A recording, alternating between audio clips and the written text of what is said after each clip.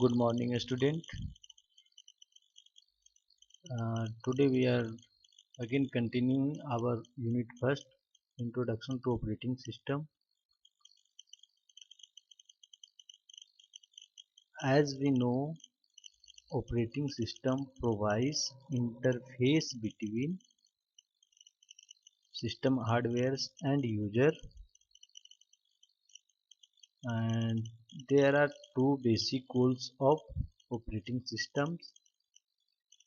First one is user convenience or user friendly. We can also say that the primary goal of operating system is to provide the user friendly, to provide the interface between user and hardware in user friendly manner, or to provide interface for the purpose of user convenience. And the secondary goal of operating system is efficiently resource utilization. The resources which are available to operating system, the main or the secondary target, a secondary goal of the operating system is to utilize these resources in efficient manner, or we can say the allocation of resources or allocation of resources to different process is in efficient manner, or perform the such type of task in fair distribution or fair manner without doing any partiality or biasing. Operating system will perform all the tasks or related to resources or resource allocation is doing in fair manner. Uh, to achieve these goals, operating system perform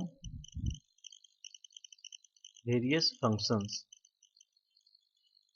Firstly, operating system controls and coordinates the use of hardwares among all application programs. To achieve the goals of operating system, our operating system perform various functions or various services like process management, memory management, input device management, file management, storage management, and security and protection. We will study one by one in upcoming class. First, we will study process management. Under process management, what actions or what functions to be performed by operating system. Under process management, operating system is responsible for scheduling process and threads on the CPU. Suppose we have more than one process, then the operating system is responsible for scheduling each process in such a manner that there is no confliction or deadlock occur. In next, operating system is also responsible for creating and deleting user and system level process, or we can say our operating system is responsible for creating a new process or deleting the existing process. Either these processes are related to users or system. Next one is suspending and resuming the process. Exactly in the same manner, operating system is also responsible for suspending the running process or resuming the resumed process. Operating system is also responsible for providing the mechanism for process synchronization and process communication. Under process synchronization, we will study the synchronization between process. Suppose there are two processes and both are trying to execute simultaneously. Then uh, at this situation, both process are goes to starvation, or we can say both process are goes for infinite time wait. So the operating system is responsible to avoid such type of situations for any process. So we can say that operating system is responsible for mechanism for process synchronization and process communication.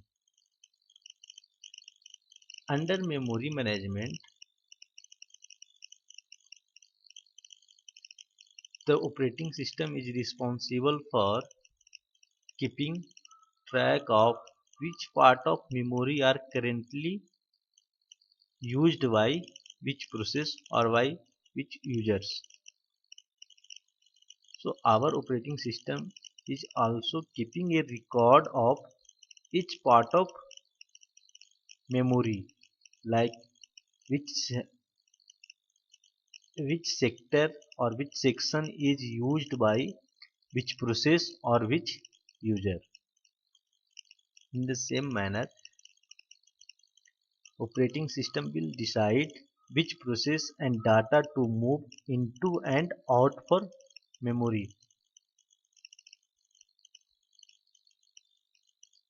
It is also responsible for allocating and deallocating memory spaces as per requirement. These records or these functionality are performed with the help of operating system for memory management. In the same manner, operating system also perform file management functions. Under file management, operating system is responsible for creating and deleting files. If user wants to create any files or delete any existing files, then with the help of operating system, users can perform such type of action without involvement of operating system. Users cannot create any files or delete any files.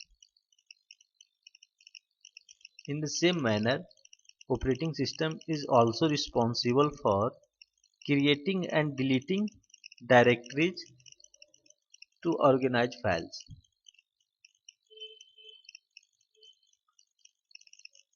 Operating system is also responsible for supporting primitives for manipulating files and directories.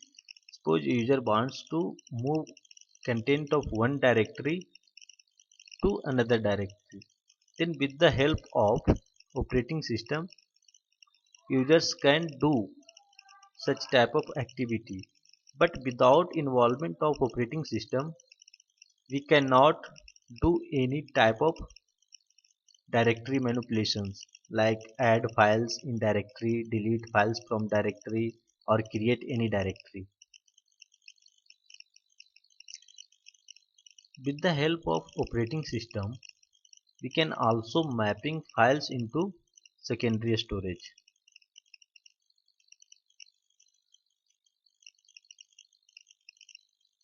Operating system is also responsible for backing up files on a stable or non-volatile storage media.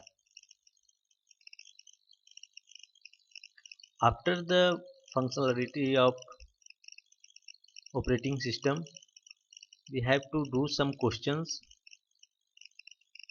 like which file system is used for Linux and Windows, what is the difference between volatile and non-volatile storage media, what is the directory structure of Linux and Windows operating system, and the remaining functionality of operating system will be covered in upcoming classes.